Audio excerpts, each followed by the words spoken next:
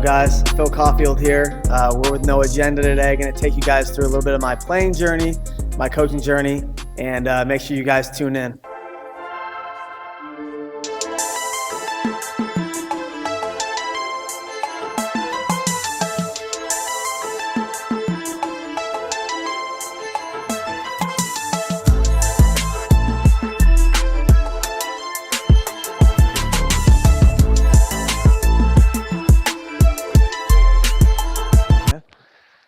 What's good, boy? What's up? How you doing? Good. We out here, baby. Let's go. How long you worked here for? A long time. I have been with Jeff at starting lineup since I was going to his camps, and then I started working for him when I was like 13. Oh, wow. So And then he opened up this facility back in 2017. But even before that, he was at another facility I worked with him at, and when I was in junior college. So I've been with him like a long time. I know. Your brother too? Yeah. Danny was over here. Danny's been over here a couple times. My little brother Pat has been here a lot. Here. So it's me, Tommy, and Pat here, and it's been awesome. It's good, really good spot. This is a nice spot. Anyone on the peninsula should definitely check it out. Yeah. For real. High level instructors, great facility, great equipment, and just the overall work ethic, mentality, culture here is really good too. I know you can tell by the little Mamba mentality. Yep. Got Jeter quotes, Yep. Nick Saban. It's awesome. Quality at bat stuff. Yeah. It's cool. Yeah. So. Got the whole weight room and everything. It's a vibe. Get after it for sure. That's what's up, right? Yeah. No, it's good to see you. You too. You too. Welcome to the show. Thank you. This No Agenda with my boy Phil Caulfield today. Yes, sir. I like to start off every show kind of breaking down what life as a kid was for you. So obviously you come from a big family. You're a twin. Yeah. So talk a little bit about life growing up and like a day in the life as a kid for you. Sure, yeah. I grew up in a big family. I grew up in Burlingame, lived there my whole life, barring traveling for playing and things like that, but all my off seasons have been spent in Burlingame. I grew up with 6 brothers and sisters, so there were 7 of us total. So the environment I grew up in was very, very, very fun, very chaotic, but very team-like. Competitive, for sure. Super competitive. So my parents promoted competitiveness. They promoted maximizing, work ethic, maximizing whatever you're doing, trying to be the best at that, and holding us to a really high standard. And what that did was we held each other to a really high standard as siblings, and we still do to this day. That creates an environment that, can be pushing in one another. There, battles back and forth, but it was awesome. So, grew up in Burlingame with a big family, and day in the life, really, there was always just a bunch of sports. Yeah. Like, whether it was my sisters, my brothers, we played all the sports: soccer, basketball. Sisters played volleyball, softball. We were kind of all over the place, really, and it was super fun because it would create a lot of diversity with our athleticism. We were not the biggest in size, so we tried to maximize our athletic ability. If on weekends it was going to Katie's game or Candace's game or Pat's game, one of my siblings, or they're coming to our game. So it's always something. It always seemed like every weekend there was like a tournament going on with how much you were doing. So, just always around, but always supporting each other. Was it always baseball for you, or were you playing other sports as a kid? I loved basketball. I was really good. I loved basketball. My best sport was probably soccer until I was 12 or 13, and I just stopped playing. Yeah. And then baseball didn't really – I played baseball growing up, but it was pretty much baseball, basketball, soccer. Soccer was my best sport. Basketball I probably loved the most. And then baseball I didn't really blossom into until probably like when I was in, middle school, 8th grade, when I started to get good at it. I played baseball obviously all the way growing up, but I had more interest in those sports. And then once I got to high school, I just started playing. I played basketball in freshman year and then just baseball after that. But it's always been my first love, but I've loved other sports too. Like I love the competitiveness of basketball players. My favorite athletes growing up was Michael Jordan, Kobe Bryant, Steve Nash. Like I like the confrontation aspect of basketball. For sure. So like I like that like one-on-one competitiveness side of that. So I try to take that into baseball. No, you hooping. A lot of elite players I know they'll make the comparison to the playing on the baseball field to they just hooping. Yeah. Like it's just Yeah. it's changing the object. And Yep. so like, yeah, we're playing baseball, but it's the same, like they have that basketball mentality, you know? Yeah, and that's what keeps it fun. Exactly. You know, that's what keeps a When slow you keep game playing quick. too, you have to. Yep. Yep. That's how I love You about got to it. make it interesting. Have to. Yeah. You kind of talked about Kobe, Steve Nash. Who were some of your biggest inspirations as a kid? Who were you looking up to? It didn't have to necessarily be professional players, but could be your parents, coaches. Is there a teacher or somebody that has a significant impact on your life that you can remember? Man, there's been a lot. I mean, first of all, my mom, for Yeah. sure, being a mom of 7 kids. Yeah, it's crazy.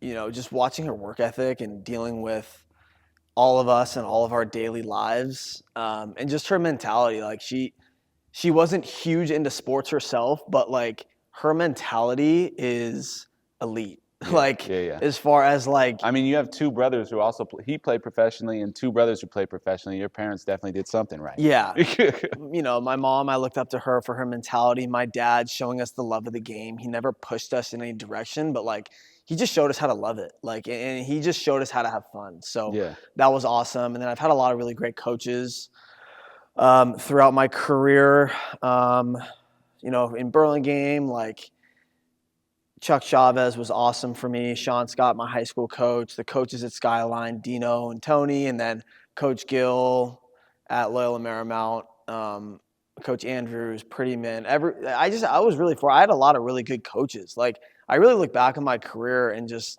I'm in awe with how many mentors I've had. Paul Ferrari has been a huge mentor for me too. So just, you know, and from different sports too. Like he's a basketball guy, but like his mentality has been something I've always looked up to. So yeah, I've been really, really lucky to be around a lot of really great people. And that's kind of what shaped me too. And then obviously my twin brother and my brothers, we look to each other, but yeah, I'm sure they helped raise you up too. Obviously living in the same household, but on a day-to-day basis, you guys are competing. Like you wake up. You're getting if you're not getting after it, if you're not getting after it and they are, they'll let you know about it. Yeah, exactly, and you're gonna hear it. You know what I mean? So that's it's still like that. Yeah, I know. It's still like that. It'll never end. No. All right, so you went to Burlingame High. What were some of your experiences there, and kind of break down your college recruitment out of there with obviously JUCO to D1. Talk a little bit about that experience getting recruited out of high school. Yeah, so my high school experience was pretty unique. My freshman year, I didn't really play very much on the team. Very smaller in stature, so I had to really develop my skills. I never really had that period where I had a huge growth spurt, but I did end up growing a little bit. So sophomore through senior year, I did well. You know, I went to showcases, tried to, you know, market myself as much as I could. And I ended up getting a little bit of D1 interest, not that much. My numbers were really good, but like I wasn't very projectable because I was so small, you know. So ended up actually going out of high school to San Francisco State. Oh, yeah. Tommy and I went to San Francisco State as recruited walk-ons. And we decided in the middle of the fall that we were going to leave and go to Skyline. So we're at Skyline, and you know, it was honestly a great experience. Probably the best decision up until that point. The best decision I made to really just bet on myself. You know, I remember there was one day we were driving home from San Francisco State, and Tommy was like, "Hey man, like we need to go to a junior college. Like we need to develop. Like where do you want to be? Yeah, where do you want to be in 2-3 years?" Facts. And nothing against the program at SF State, but it just wasn't the fit for us at the time. So Skyline took us in, and that was an incredible experience. And then getting recruited out of there was a little like, you know, being a junior college guy, like you got to do well. Like you have to perform. You got to go off. Right? So there is a little bit of pressure. I ended up getting recruited by a handful of Division I, some Division IIs, and then Loyola Marymount came in really, really late and then offered me a scholarship, and I went there, and it was, you know, another very, very fortunate opportunity. I got to go there, and I loved every minute of it. Yeah, how was your time at LMU? It was awesome. Yeah. Being away from home for the first time, being in LA, wasn't too far from home, but it felt like I was Yeah. a long way away. It was also my first time being away from Tom, my twin brother. Facts. So that was really hard. We were 20 years old when we left. The first time in 20 years I'd ever been apart from him for more than like 3 days. Yeah. So that was really hard, but such a great experience down there. I literally could not ask for a better group of coaches, better group of guys that I play with that pushed me, that helped me evolve, which I needed a lot at the time, was evolving as a person, evolving as a player, and getting way far out of my comfort zone and going there. And it just meshed really well. Like the coaches and what they preached really, it blended with my style of play, but it also elevated what I needed to do. And they were always super real with me. Good program. Like Coach Gill and all the coaches there, they were super upfront, super real, no sugarcoat. Hey man, here's who you are. Here's what you need to do. And this is what we're asking you to do. And if you do this, you're going to play. Right. It was nothing beating around the bush.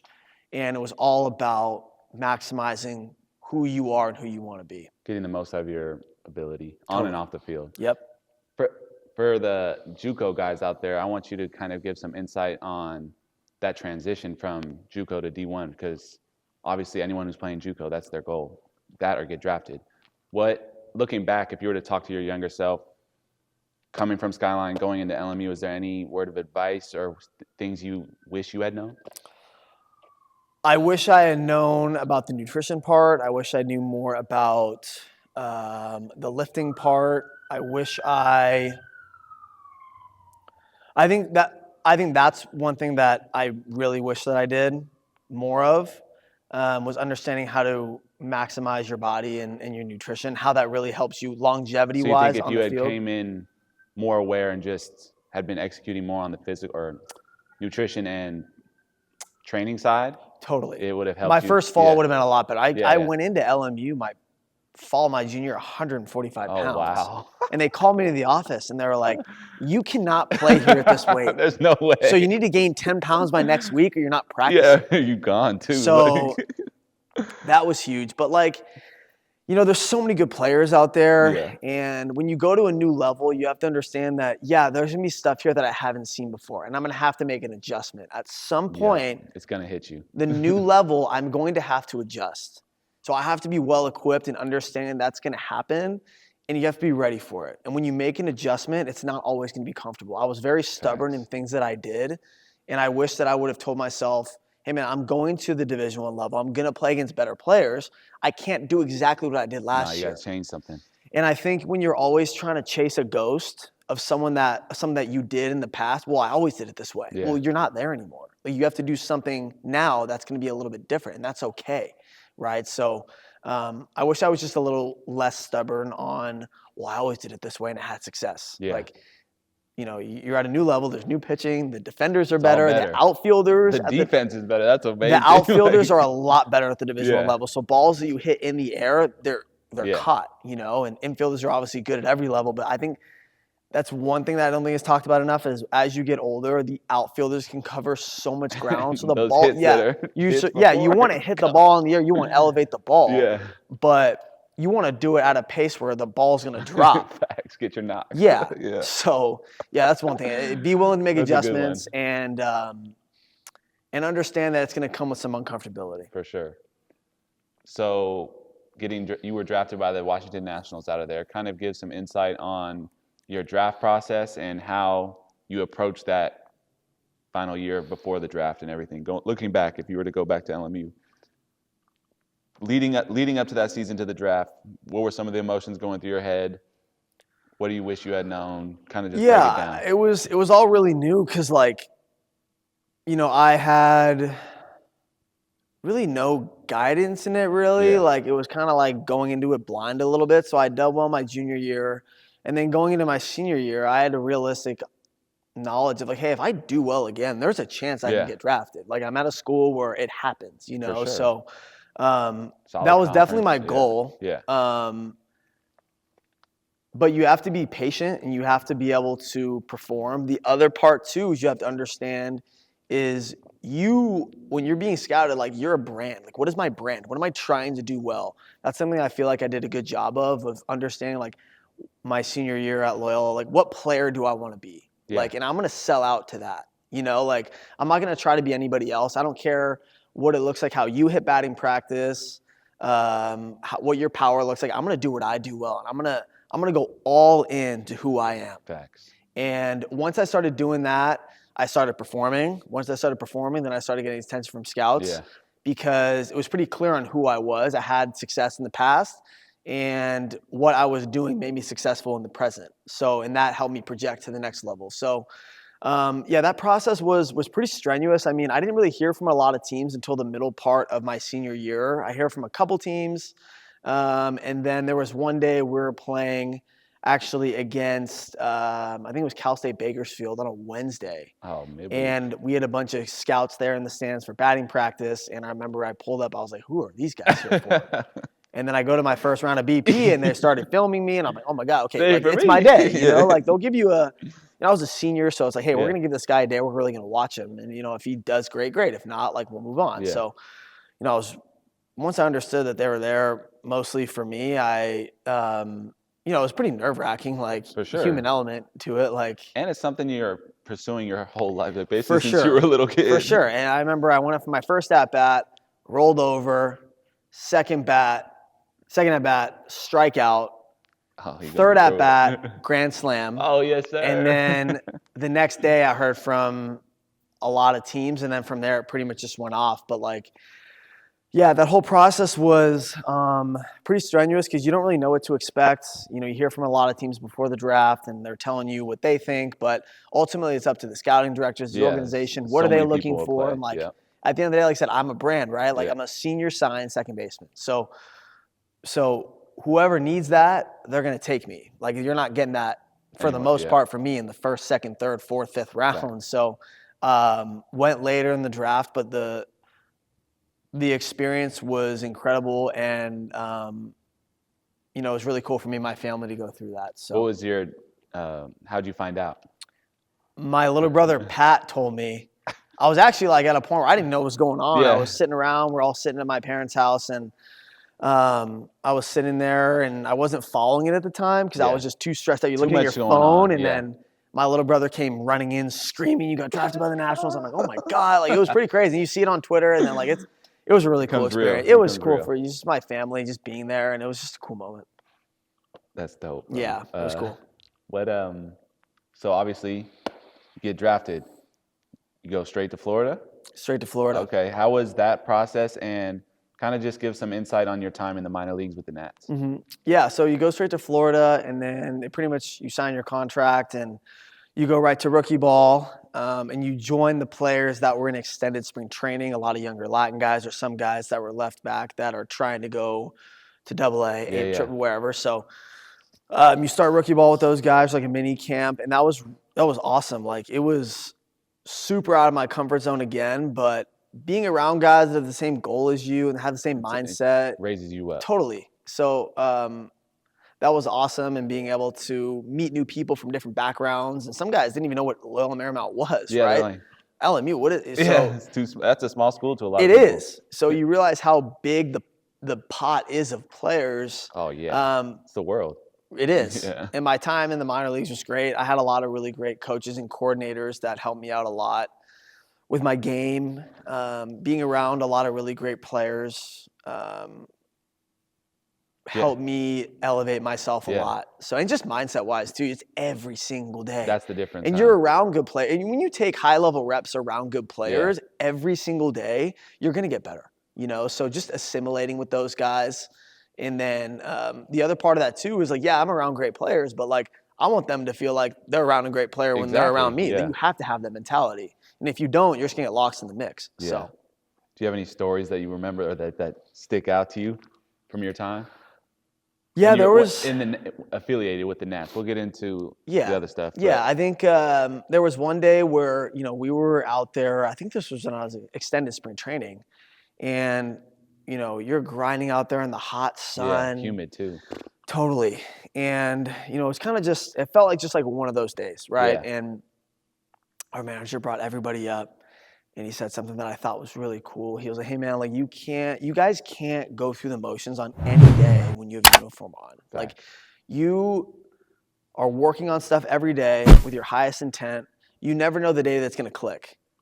And when it clicks, you never know that one adjustment that could make you go from where you're at, and that could, skyrocket you to becoming a big leaguer. Obviously, it doesn't happen in one day, but you never know the day that's going to click. So you can't take any day for granted. And I think that you never know what you're going to pick up, or if you're going to, make this adjustment or watch this guy and see what he does and do it. And now, it might be that thing that like gets you over the hump of where you're at. So that was really cool for me. That kind of like put things in perspective. Yes, there's a lot of long days. Yeah. But you never know the day that's going to click. That's something I tell a lot of my players now. Any day you get to put on that uniform, it's a blessing. It is. Especially the longer and longer you play, find joy in that for all the young kids. Even when you get to college, you're going to start to feel like, oh, it's the grind. But every day you get to wear that uniform, it's a blessing. It is.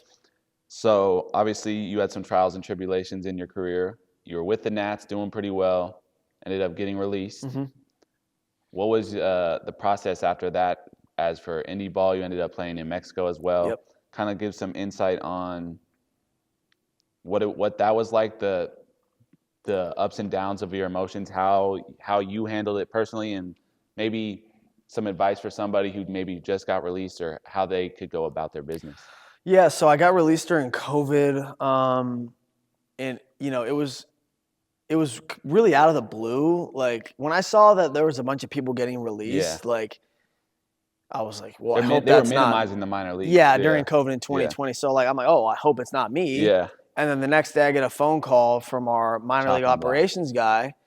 And yeah, I mean, I'm not gonna lie, it sucked. Like a lot of emotions go through you. Like, you work so hard to get there, and now you're just like, whoa, I'm on my own. Like, what do I do? Right. So I feel like I played it off like it bothered me, but like I feel like I played it off like it didn't as much. Yeah. I wish, because there is, like, I'm not gonna sugarcoat it. It was really, really hard. For sure. However, it is hard, but once you flip it on its head and you can use it as fuel, I think that's something really powerful. Yeah. You can use it as fuel. You could also take an unemotional look in the mirror and say, okay, what do I need to get better at? Right? And what am I doing? What have I done? And what do I need to do to get better? And I think that's something that I did a pretty good job of trying to evolve my game. And then taking that into independent ball. I played independent ball. I played in the COVID league in 2020, which is everyone kind of did, Chicago, even if you were affiliated. Yep. New York after that. Yeah. And then I went to indie ball in 2021, and I got traded twice. Yeah. You were bouncing around New York, baby. Yeah, it was crazy. So, like, you really got to love the grind of it and love your own story. You got to fall in love with your story. I think anybody that's going through anything, you have to fall in love with your timeline, your story. Like, I'm pretty anti the whole status quo and doing everything on a calendar that everyone else does things on. Like, I think you should, whatever your journey is and whatever your story is, you have to buy into that. Like, you got to love it. Like, because one day you're going to tell it. Yeah, look. You know what I mean? So, you know what I mean? Like, I think it's really important to not compare yourself to other people's timelines and be able to say, hey, here's where I'm at. Focus on you. Right. Well, here's where I'm at. And I don't care what anyone else did in any other timeline. I'm going to trailblaze my own path. That's tough to do for some people now, especially with social media and just where the game is going. A lot of guys, I feel like, are stuck in that comparison. Mm-hmm. But no, if there's anything I took from that or from your journey with indie ball and the release and the trials and tribulations that you went through is make sure to find a way to turn the negative into a positive. Mm-hmm. And that's not just in baseball, but in life as well. So, like, bad things are going to happen. It's inevitable, but it's how you react. And I feel like you did a great job and made a career out of it, even post-release, post-Nats. Yeah. So you also had a cool experience of playing in Mexico. So for those that don't know, the LMB is a whole different type of deal. Yeah. It's AAA basically, but it's a very good league. What was your experience out there, and how was that? How would you compare it to the USA? Well, I was really fortunate that I got an opportunity to go there. Yeah. Joey Molina in LA was Zone 22. Shout out to Joey. Gave me an opportunity in the Valenzuela family. Yes, sir. And when they gave me the opportunity, I could not have been happier and felt more fortunate to be able to do that. Going down to Mexico was probably probably the funnest form of baseball I had played, just from a pure joy standpoint. The fans Your are so first into AB, it. you have a boy hit a Yeah, ball. yeah, What? yeah. Just the support I got from the fans was really cool, I'm sure and it reinvigorated your love for the game. it really Yeah, did. it brought It it really back. did. Like the crowd you play in front of are awesome. They have such a passion for the game down there. They really have cheerleaders? They do. They have They do, cheerleaders. which was cool. And then the players and the coaches were super welcoming, which makes it easier. Yeah. Any group dynamic, if you're around good people, it's going to make your experience For better. sure. And so the people down there were awesome. All the guys down from LA with Joey from Zone 22 that I got to play with in Mexico made the experience so Yeah. much fun. It was honestly such a blast. Like I wish it could have lasted longer, but I'm so fortunate I got to do that because I got to grow a lot as a person living on your own in Mexico. Like, where do you that's go? what I mean. The experience itself is going to help you farther down the line. Yeah. So it was awesome. Oh, man. Yeah. So, all right, let's transition a little to post-career now. You're done playing. Mm-hmm. Now you've had some coaching experience. I guess what I really want to ask is, have you always wanted to coach? And what are some of the learning steps or main takeaways you've had so far in your time post playing? Yeah. So I knew I always wanted to coach. Yeah. And I was able to get a really awesome opportunity to coach at Skyline JC Yeah, where last you played. year. That's dope. So I got done playing coach at Skyline with Tony and Bruno Cardi, all those guys. Anthony Granado. Was so much fun. Cool going back to it. It was so fun. Yeah. And it really like re-sparked my love for the game. And that was a place where I really had to form my mentality when I was playing there. And I feel like going back and coaching there was such a full circle God's plan type of thing that I was able to recalibrate why I love the game and like what my mentality is. And you know, as a new coach, you have to find your voice. What do I believe in? What do I want to do? Like, and that's a whole process. It is, right? And those guys helped me out a lot. I asked them a lot of questions, and you learn a lot from the players too. So coach at Skyline, and then I got the job at USF, and then now I'm with the Atlanta Braves, and that whole process has been really cool. But I mean, I think like I always knew I wanted to coach, but the process of playing to coaching. Yeah, what's that transition like? I always felt like when I knew I wanted to coach, I wanted to have a reflection of who I was as a player. I wanted to take the, how do I say this? There's pros and cons of players. Like who I am. What made you great? The intangibles, right? Yeah. So I think I wanted to take my intangibles as a player and morph that into my coaching style. That takes time. It takes being out on the field, but you have to care. Like one thing I've learned is you have to care about your players. And that's one thing I try to have a cornerstone of my coaching philosophy is I try to have my players know I really care about your development like I cared about my own. Yeah. So once I went from playing to coaching, understanding that was probably the biggest thing. If you're going to be out there and just stand out there and hit fungos and throw BP, like you could do that. But like I didn't want to do that. I wanted to, really let my players know I care about your development. I want you to get better. That goes a long way, bro. Yeah. Especially even if you're a head coach, assistant, you're just volunteering. It's you've been the player, so when you have a coach who truly cares, that's who you want to play for, and that's who you're going to go 110% for. Yeah. So, all right. So now you're with the Braves currently. It's a brand new role. So what does your role with them look like so far, and what are you looking forward to with that opportunity? Yeah, I'm super excited. So I will be overseeing the infield in the Dominican Republic. Oh, sweet. So I'll have all of our new international signs down there in the Dominican Summer League. And overseeing the infield part of it. And I'm really excited. That's a form of baseball I haven't seen is young Latin players that have not come to the States yet. Thanks. So I'm really looking forward to that. And then just even the people I've been able to talk to with the Braves so far, they've all been great people, people first organization, and they're really knowledgeable. Yeah. They've won.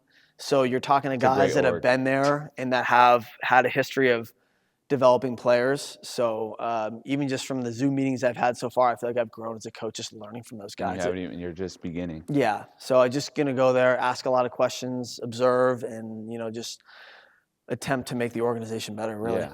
Just leave your mark. Mm-hmm. So also back home in the Bay, you're starting I won't say facility, but an academy of sorts. Yep. Kind of give a little breakdown to what that is Are your brothers involved? Mm-hmm. I mean, you've been coaching out here for a while, so kind of break down what that is. Yeah, so I'm starting an infield academy in the Bay Area, Caulfield Infield Academy over here at Starting Lineup. Yes, sir. And we've gotten it going. You got the perfect facility it for is. it. So we do infield workouts, and basically I want to give – it's kind of a niche, right? Like I feel like there's a lot of hitting coaches out there, but there's not a lot of infield specific work, and that's something at the younger levels. You need well-rounded players, bro. For People sure. lack on not just the defensive side, but the little things that are truly, when you get to that point, are what's going to take you to that next level. Totally. So, yeah, I think it's a niche that a lot of younger players need to work on, and I want to be able to provide that to them. I've loved giving back to the Bay Area community. It's been really great to me. So, yeah, starting that academy has been great. We've been doing it so far a couple months now. And then even when my brothers are back in town, Tommy coaches at St. Mary's. Yeah. Patrick lives in San Diego.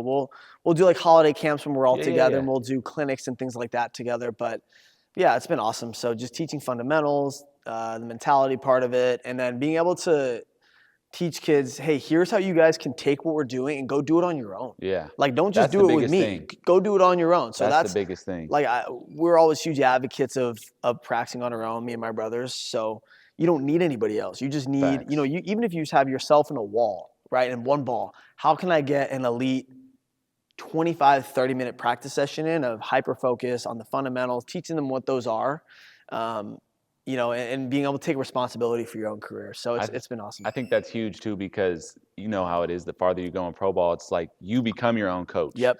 If you don't have the mental capacity to know what to do to get you right, from the infield to base running to hitting to just having things you can fall back on, those are what's going to make – they're basically essential in helping you elevate at the highest level. So once you get past – even in college, you need to find a way to obviously listen to your coaches, but find a way to find out what gets you ready to ready to go. What gets you ready might be different from what gets me ready, what gets this guy ready, this other infielder ready. You know what I mean? Totally. You have to become your own best coach. Yep, exactly. Don't rely on they're not going to be on the field with you. Yeah. They're not taking the ground balls with you. They're not hitting. They're not in the batter's box with you. Right. And that's one thing that I was able to take from USF, and Coach Tatoma at USF gave me an awesome opportunity to coach there, and that's something he preaches a lot. Coach Garvey, Coach Supley, they do a really good job of that, of preaching that culture of like, for sure, you need to be responsible for your own development. We're going to give you take all the tools, and they do an awesome job of that up there. So that's something I was able to take from them, and now evolve myself into, right? So just being around people like that, like I said, the opportunity I got at USF to coach there was incredible, and for the short time I was there, but I learned a lot from Coach Rob and all those guys up there. So really fortunate that I've been able to just keep learning and keep growing and just keep passing it on to other people. For sure. All right, we're getting close to the end. So I like to ask this to guys too. What is obviously we can't predict the future, but what does the future look like for you? What are some of your goals maybe? Just kind of break down what you're looking to get into. Yeah, I mean, I think a lot of what's happened the last year has moved really fast, going from junior college to USF to the Braves. Life-changing. But, I just I want to assimilate myself where I'm at, and I want to be just good where I'm at. Like I don't be where your feet are. Yeah, and that's kind of what got me here. Is I just was like, when I started coaching at Skyline, I was like, even if I'm here for I don't care if I'm here for 2-3 years. I want to be good where I'm at. So my goal is to really to be present where I'm at and be good where I'm at and let the rest take care of itself. I think the landscape of being in professional baseball is something I've always wanted to do.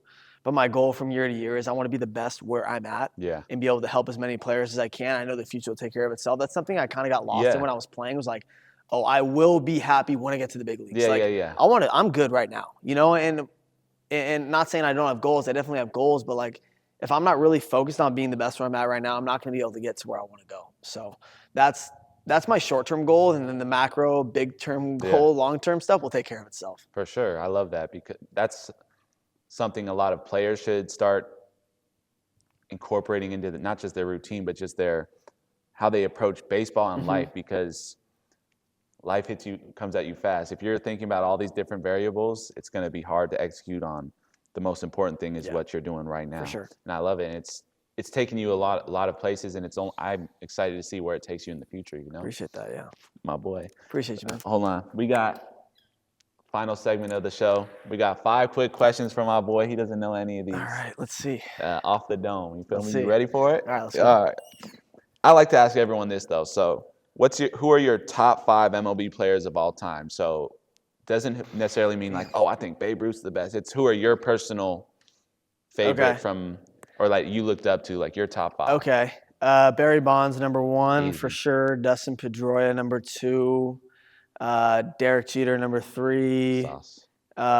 Ken Griffey Jr. Okay. And then, there's a good one. Pete Rose. Ooh, that's a good list. Yeah. Actually, though. Yeah. No, it makes sense. Knowing the type of players that you just named, Yeah. I could see the influence. I could see the influence. Yeah, a little biased there, but yeah. No, I love it. Yeah. I love it. Yeah. All right, next question. Who are your top 3 favorite music artists that you would listen to? Okay. It could be ever changing, but like currently. Yeah, I'm gonna give a little diversity in the in my genres here. I like Future. Okay, go crazy. Morgan Wallen for a little yeah. country, and then let's get it back to Drake. Yeah. Drizzy. That's a good little mix. Yeah. All right, next one. Ooh, I'm interested to hear this one for all the guys on the peninsula, the CSM, Skyline, everybody. What's the top spot to eat at on the peninsula, or like it could be like that your favorite go-to? Okay. Oh man. If someone's never been here before. Yeah. And they're coming to visit Phil Caulfield, where are you taking them? Shoot. Yeah. The go-to spot. I would say. Oh man, there's a lot of like.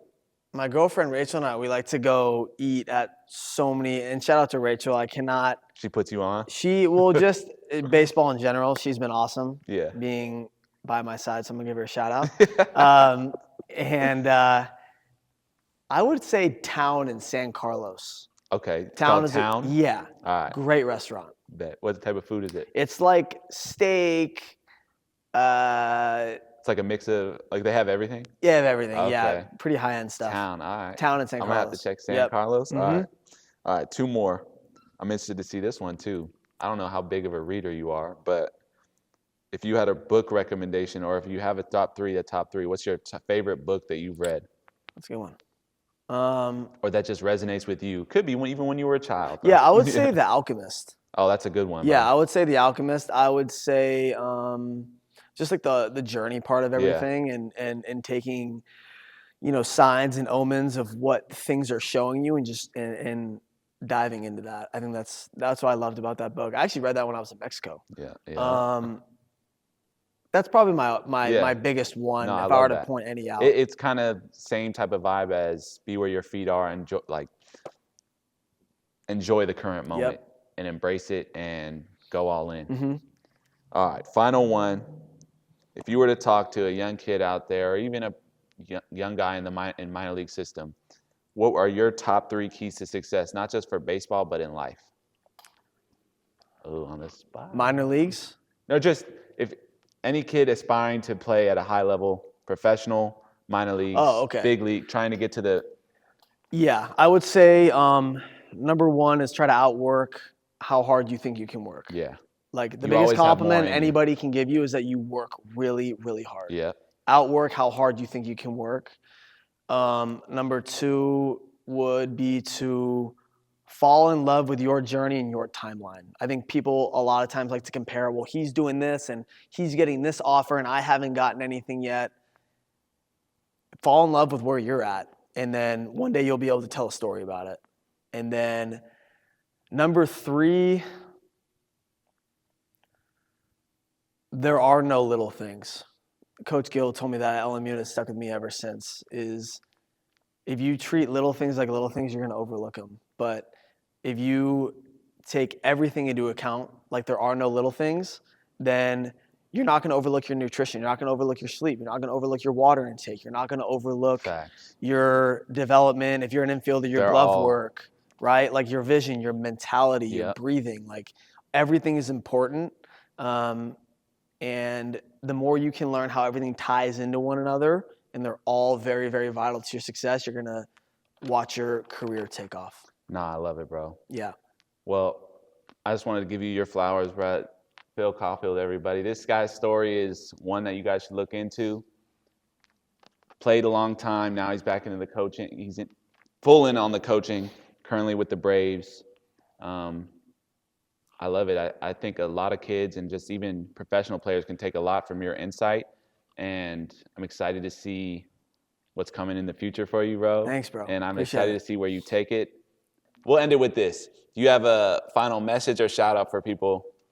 How do you want to end it, baby? Man, I just, I've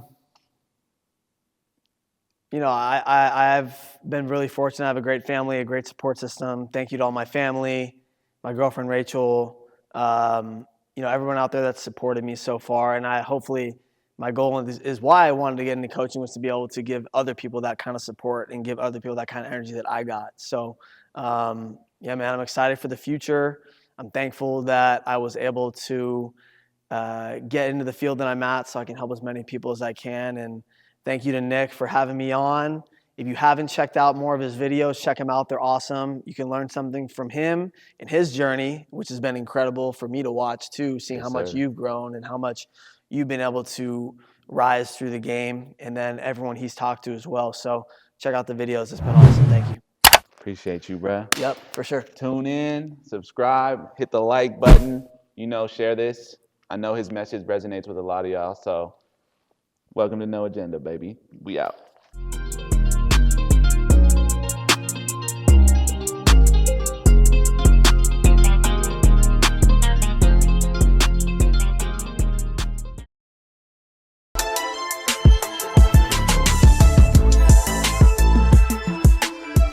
Mama, I made the network.